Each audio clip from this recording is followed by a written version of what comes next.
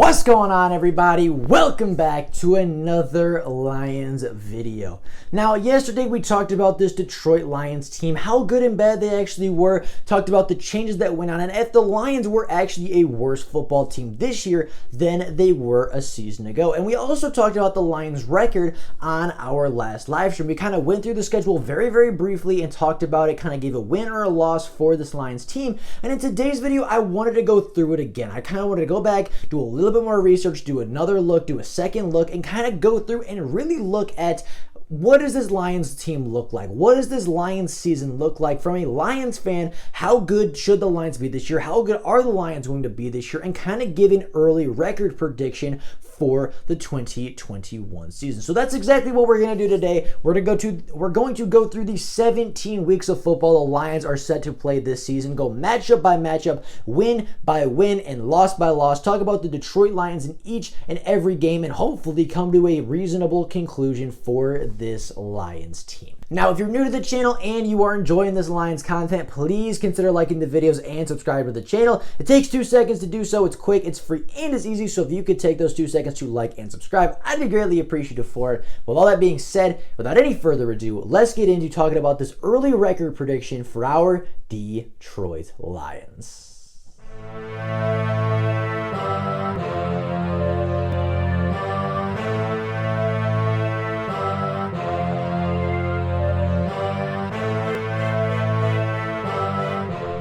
Now, as we talked about a few days ago, many media sources, many people surrounding the NFL, and many casual fans have the Detroit Lions as a 3-4 win football team. Now, personally, I disagree with this, and we are going to go through the schedule right now. Now, starting in week 1, the Detroit Lions kick off their season at home versus the San Francisco 49ers. Now, I see this being an incredibly close game for the Lions. I see this being a game where it's going to be offensive line versus defensive line. It's going to be true trench warfare. And whichever side of the ball, whichever trench can establish dominance first is going to be the team to narrowly squeak out the win. But I think it is going to be the Detroit Lions. I think the Detroit Lions come into week 1 and shock the NFL world while defeating a team in the San Francisco 49ers that is getting a lot of hype and a lot of buzz to maybe return to their Super Bowl contending form. The Detroit Lions are going to come out week 1. They're going to be excited. They're going to have all this adrenaline. The Ford Field is going to be sold out. It's going to be packed. The fans are going to be back. It's going to be an atmosphere that they're used to. It's going to be an atmosphere of excitement. Dan Campbell is going to get his guys ready for week 1, and they're going to play harder in week 1 than you may see them play the rest of the season. And I think that adrenaline, I think that excitement, I think that Dan Campbell and the fans and the atmosphere is going to lead to a Detroit Lions victory. Again, I think it's going to be very close, and I could see this game going either way, but I think the way that I view this game playing out and the way that the Lions, and the fact that the Lions are home with a home crowd, with a sold out stadium, with a new head coach, with all this excitement, all this adrenaline to get week 1 going and kind of get back to a normal NFL season, I think the Lions are going to come out better than you might expect. I think they're going to come out and shock the world. They're going to punch in the mouth. They're going to be and embody exactly what Dan Campbell's been talking about throughout the offseason, and I think they take the win in week 1 to start off 1-0. Now, week 2 then rolls around facing the Green Bay Packers on primetime Monday Night Football. Now, I am going to go through this season. I'm going to go through this video as if Aaron Rodgers is no longer a member of the Packers. I don't believe Aaron Rodgers will play another snap for the Green Bay Packers. He's either going to retire or he's going to get traded, but he will not play another snap as a cheesehead. Now, with that being said, being a primetime game, being fueled by the week 1 energy, being fueled by week 1, I believe the Detroit Lions come out yet again and they win on primetime. They win on Monday night in Lambeau to start off 2-0 and really send a message to the rest of the NFL. Now, again, this is without Aaron Rodgers. Without Aaron Rodgers, the Packers are not that good of a roster. They have a ton of holes, especially on the defensive side of the ball, and I think the Detroit Lions dominate from an offensive perspective. I think their offensive line gets a huge push. They kind of dominate. They kind of abuse that Packers defense a little bit, and they just kind of roll over, steamroll. DeAndre Swift has a 100-plus yard game. Jamal Williams comes back for a revenge game, comes back to Lambeau, gets a touchdown or two in the red zone late in the game, and the Lions pull out another close victory in week 2 to start 2-0 versus a very good 49ers team and and a Green Bay Packers team on prime time. Now they go into week 3 with a ton of energy at this point. They are back at home, back at Ford Field, playing the Baltimore Ravens. Now I believe the Lions start this game very strong. I believe the Detroit Lions come out with energy, with passion, like you've seen the 2 previous weeks in this scenario, and I think they play the Baltimore Ravens very tough for the first 3.5 quarters. But with the combination of Lamar Jackson and J.K. Dobbins in that defense, in the upgraded wide receivers that they have, and the really solid offensive line that Baltimore always has, I think come the end of the game, Baltimore is going to stretch our defense a little thin. Lamar Jackson with his legs is going to escape a couple times too many. He's going to maybe score a rushing touchdown. I think for 3.5 quarters, this game is going to be close. I think for 3.5 quarters, the Lions are going to keep it close. They're going to keep it competitive. They're going to keep it physical. But I think the last 5-6 minutes of the football game with 1 to 2 drives left for each team, I think Baltimore is going to have a lengthy, long drive. Our defense is going to be tired. They're going to be stretched thin. They're going to be exhausted. And I think Lamar Jackson has a rushing touchdown, rushes it in for the dagger in this football game. And I think the Lions drop their first game to Baltimore in week 3. Now the Lions then go into week 4 feeling a little bit defeated, a little bit down, but ready to get back on the field. Now week 4, the Lions traveled to Chicago. They traveled to Soldier Field to take on the Chicago Bears. Now I have the Lions losing this game as well, unfortunately. First, the Lions, I think the Lions lose this game. I think this is either the first or second start of Justin Fields' career. I think Justin is the starting quarterback by this point. I believe the Bears open with Andy Dalton, but I think come week 3, maybe week 4 at the latest, they switch to Justin Fields, and he has a very good start to the game. The Lions are unprepared. They're caught off guard. They're not necessarily ready for the switch to Justin Fields. Maybe the Bears announced it late in the week and they were planning for Andy Dalton, or maybe Justin Fields is just a little bit better than what the Lions staff was ready for the first time around. Either way, I think at home, maybe in a rainy, kind of sluggish kind of a game, I think the Chicago Bears pull out a close one versus the Detroit Lions. Justin Fields gets his first win as a rookie, gets his first win as an NFL player, and knocks the Detroit Lions to a 2-2 record and continues his dominance versus Michigan football. Now, with that being said, the Lions then go into week 5 at Minnesota to play the Minnesota Vikings. I think the run D keeps it close. I think the run defense keeps Dalvin Cook to an average day, at least by him. But I think the Minnesota Vikings defense in itself has a very good game. They kind of hold Jared Goff in check. That defensive line has a really solid day.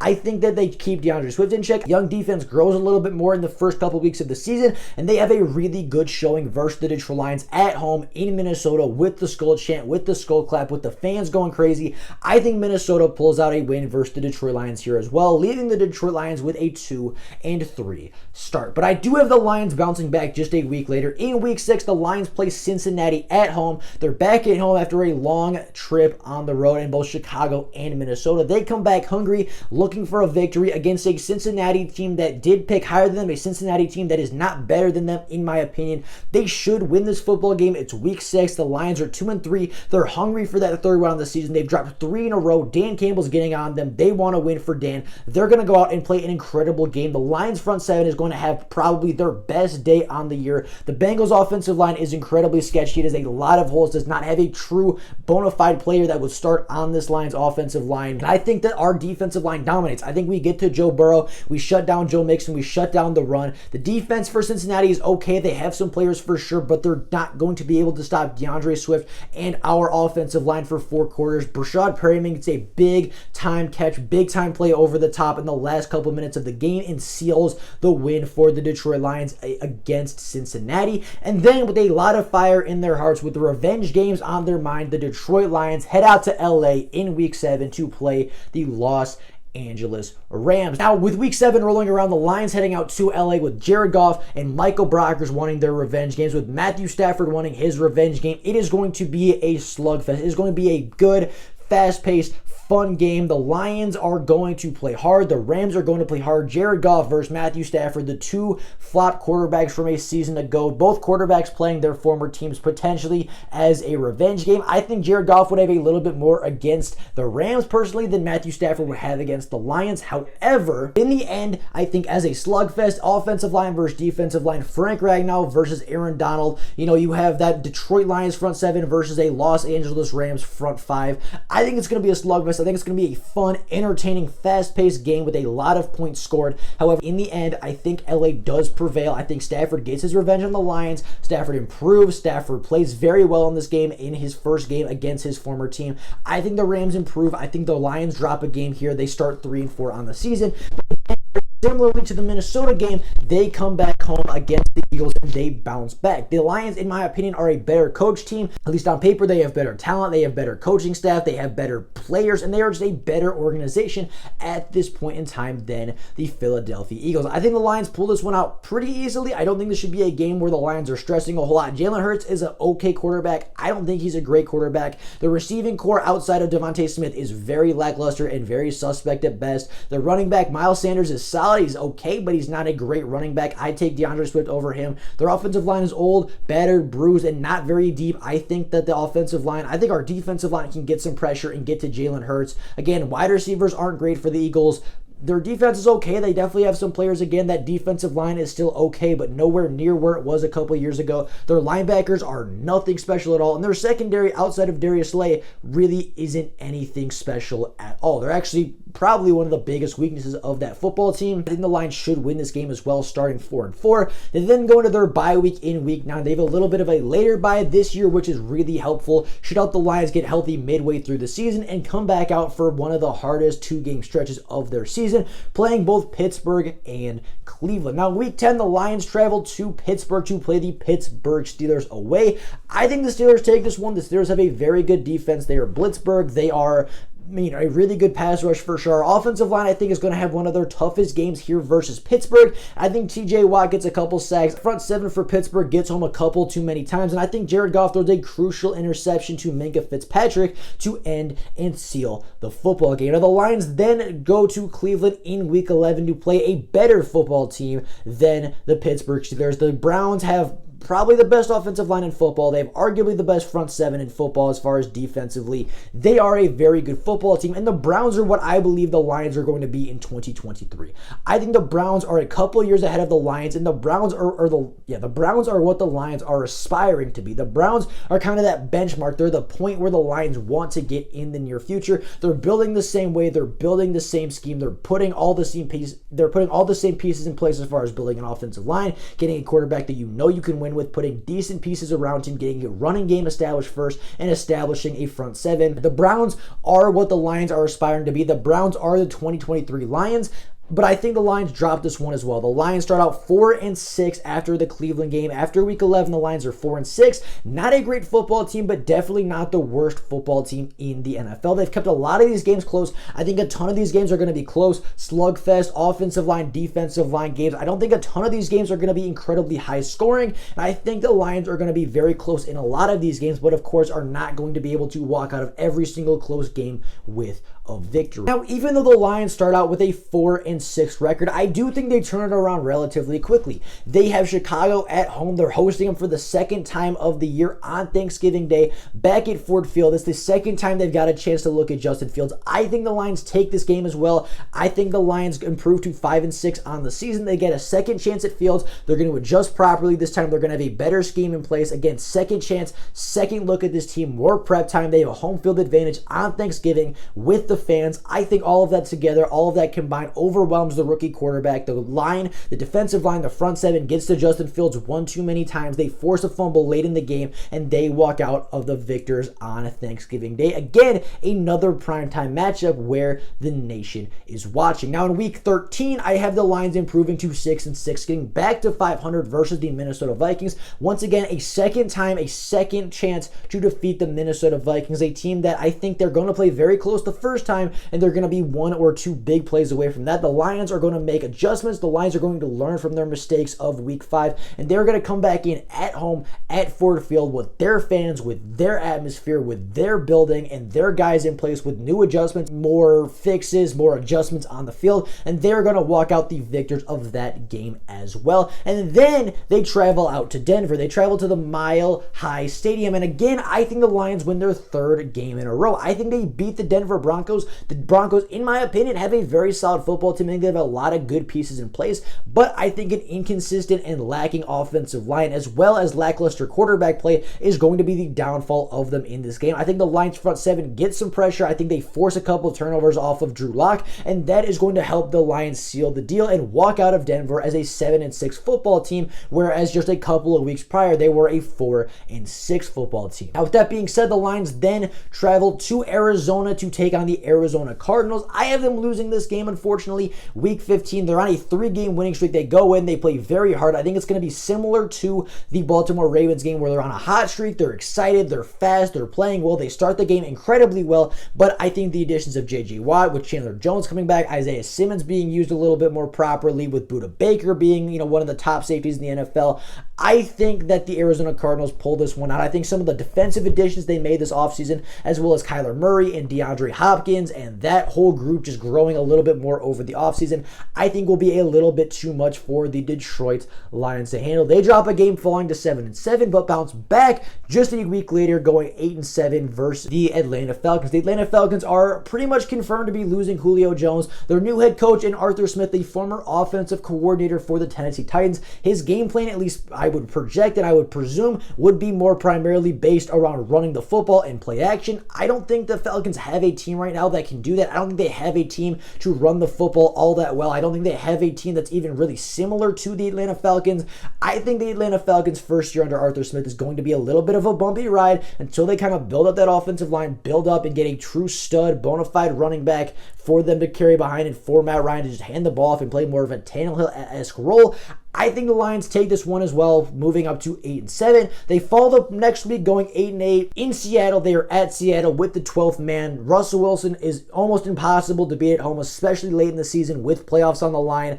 I think it's a close game. I think the Lions play it tough for a long time, but I think Russell Wilson and the 12s pull it out in the end. And then I think the Lions go into week 18. They go into their 17th game of the season and get the victory, finishing 9-8 on the season. I think Green Bay goes into this game after having a down year. They lost Aaron Rodgers. I don't think Devontae Smith is going to be far behind him.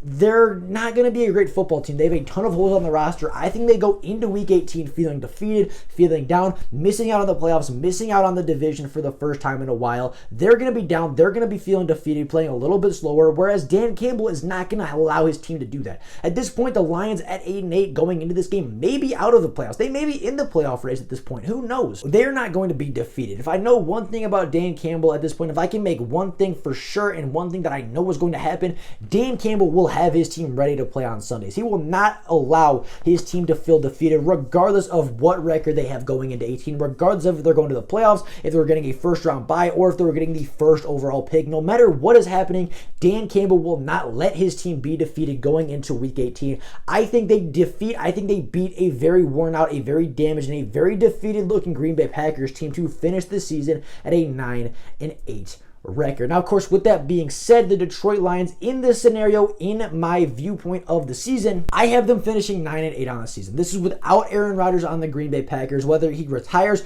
or he gets traded somewhere else is kind of irrelevant. This is how I see it. Now, if Aaron Rodgers does get traded to Denver, like rumors may suggest, then I think the Denver Broncos beat the Detroit Lions there, where in which case the Lions would finish 8-9. But this has kind of been what I'm saying. This has kind of been what I'm saying for the last couple of months now, that the Lions are a 7-9 win football team. The Lions do have a tough schedule. They definitely have some tough stretches in the beginning and in the middle of their seasons, but there are a lot of winnable games here. There are a lot of games in this season that the Lions can go into with confidence that they are going to be the better football team and that they are going to win. Now, with all that being said, that is all I have for you guys today. Let me know down in the comments below, what games do you agree with? What games do you disagree with? What record do you think the Detroit Lions will finish the 2021 season with? Do you think I'm right? Do you think I'm wrong? Let me know down in the comments below. But with all that being said, that is all I have for you guys today. Thank you all so very much for watching. With all that being said, that's all I got for you guys today. Thank you all for watching. And of course, as always, go Lions!